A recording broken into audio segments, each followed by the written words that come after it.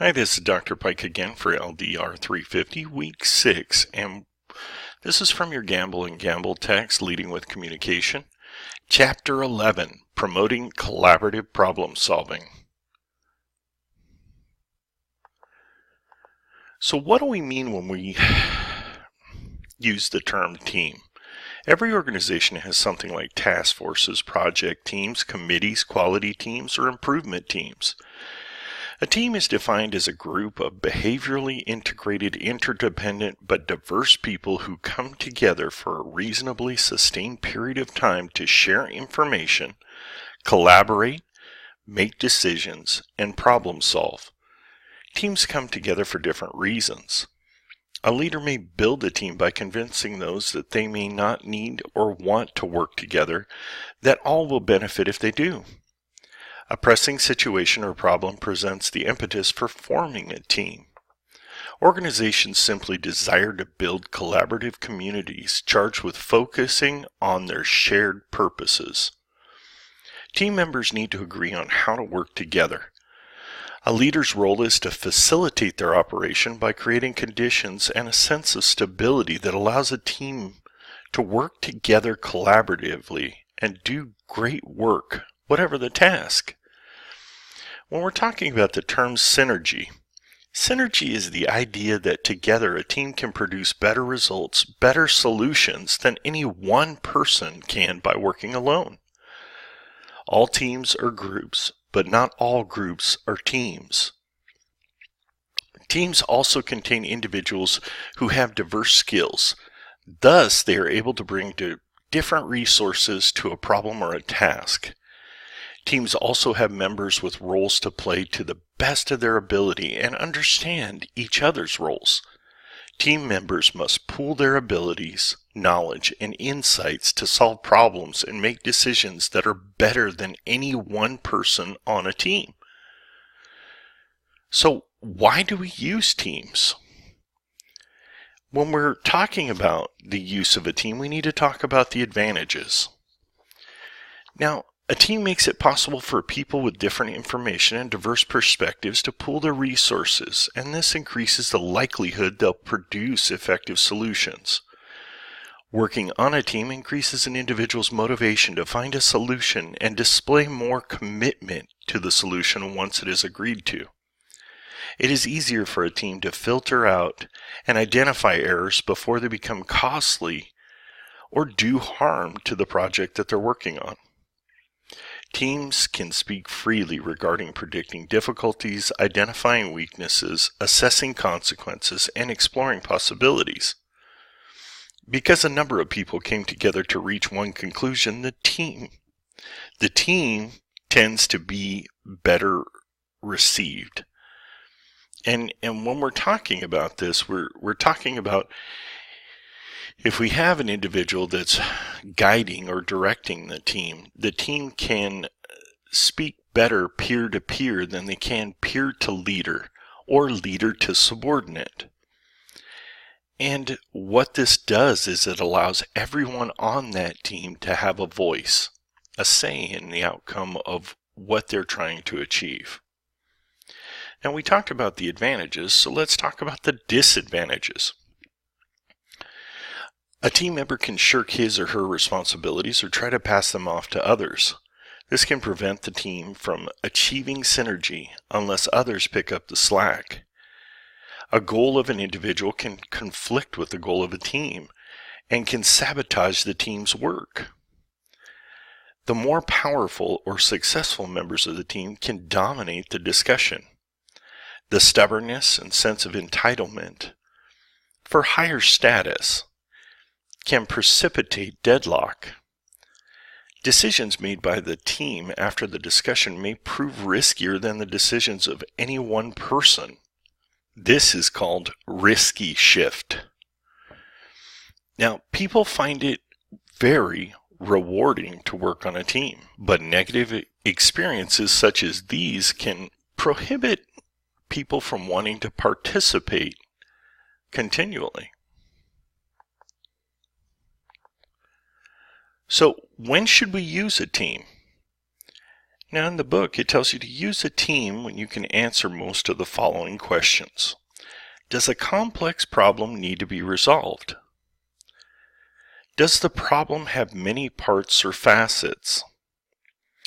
Would it be unlikely for a single individual to possess all the information needed to solve the problem?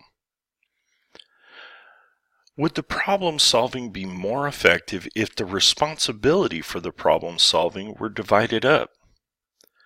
Would the problem solving process benefit from there being many potential solutions to the presented problem and not merely one? Would diverse perspectives improve problem solving? Is it likely that team members will engage in task-related behavior? A team develops in stages, and we call those stages forming, storming, norming, performing, and adjourning. In forming, this is the primary tension. Initial confusion or uncertainty. Members are unaware of what their roles are. They just want to fit in and be liked. And this is the time where members learn about each other. Storming is a secondary tension.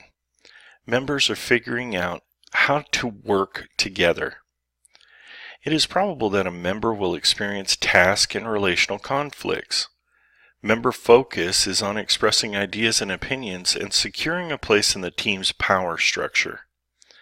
When we come to norming, we're talking about rules, conduct codes, and how to interrelate with others. Member roles are firmed up. A leader or leaders have emerged, and the rules and structure of the team are revealed.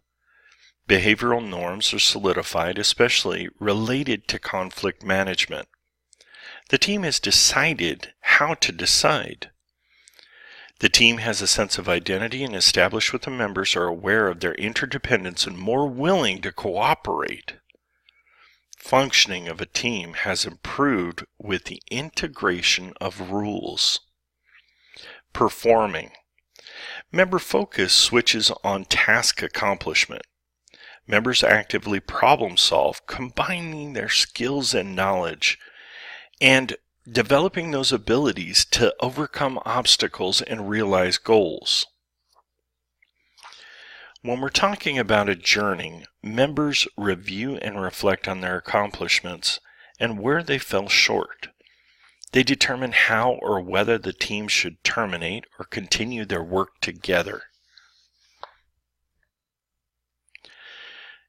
The leader's role in fostering team development. The leader's role should be to facilitate group performance strategies, keep team members connected, help them overcome the shortcomings so that they can proceed and complete the task. Leaders must ensure that team members explore a full range of solutions and not come together prematurely when it comes to making a decision. The team does not focus too much on their differences so that the team splinters into subdiverse groups. The team does not become consumed by the desire to stay together, and they fall prey to the phenomenon that we've discussed previously as groupthink and lack of candor. Team members engage in a vigorous debate without getting mired in it. Team members do not settle on a solution that is based on a false consensus, which we understand to be the phenomenon known as groupthink. Characteristics of successful teams. There has to be effective team members. These persons are experienced and knowledgeable. They have their sights clearly set on the tasks that they need to complete to achieve the goal.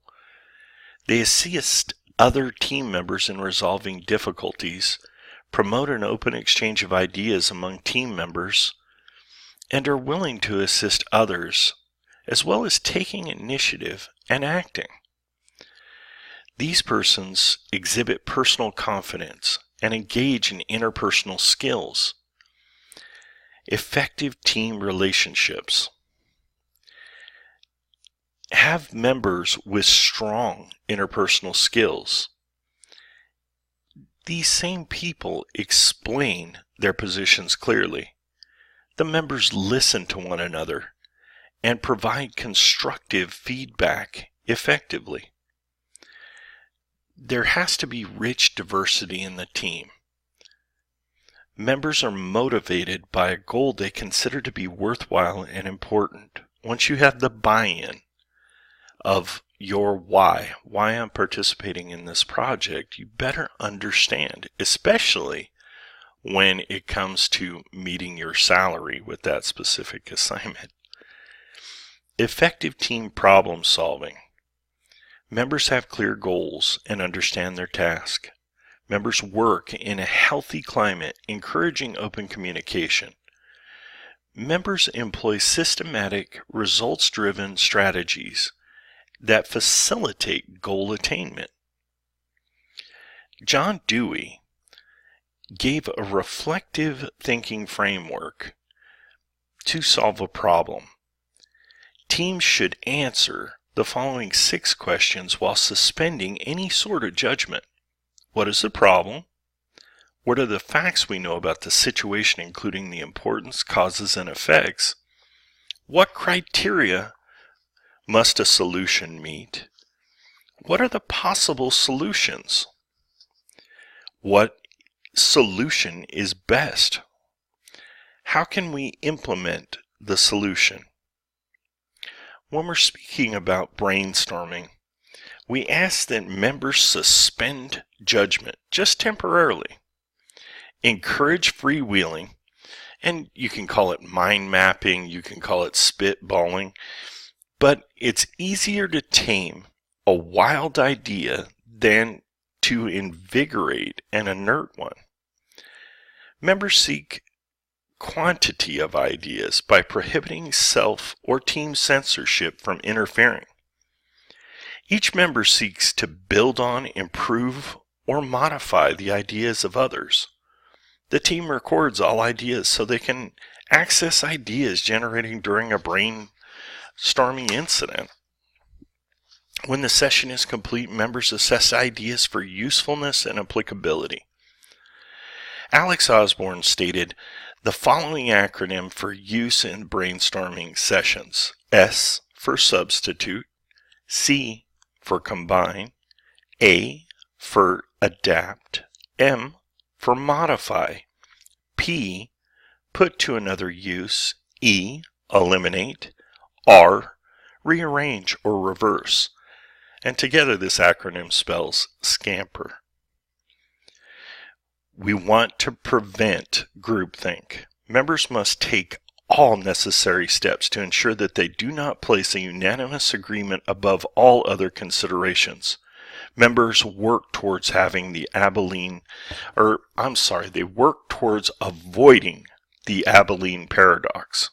And this is where team members express public support for a decision that they privately oppose but fear to reveal. So the keeping quiet, where you see a potential problem and you omit to tell the team members something because you fear their ridicule, or you don't feel like you have a voice and are being oppressed. And that is the Abilene paradox. Effective team leaders focus on the team goal, framing and interpreting success in terms of the collective, not individual accomplishments. You want to encourage a collaborative climate, building on the confidence of the team members. You want to be perceived as competent. You want to keep priorities straight and share credit for the organizational outcomes. Focus on how effectively members assume task and maintenance roles, and to the extent to which self-serving roles interfere with these efforts. Provide members with special training if needed, and coaching becomes very important. You must coach members on how to manage tasks, and this helps with accountability.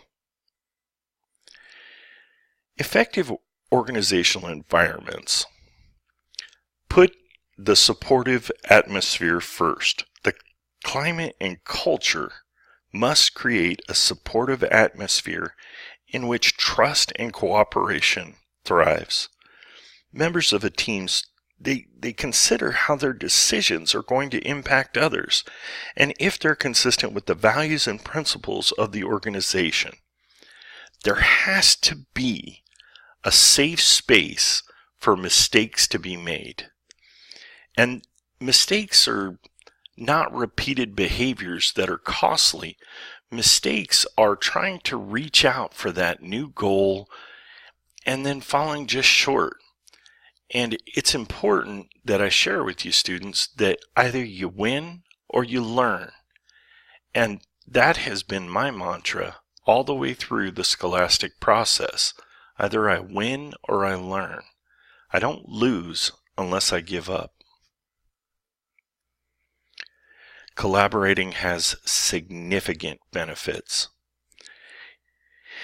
Working in teams enhances members' ability to think and look at problems differently, to develop new perspectives and come to grips with the complexity of the world. Thank you, students, for sitting through this Chapter 11 lecture. I know it's been quite lengthy, but there was some good information that we covered this week. Pray this week that God be with you as you complete the tasks and we begin the downhill slope of this course. Thank you very much.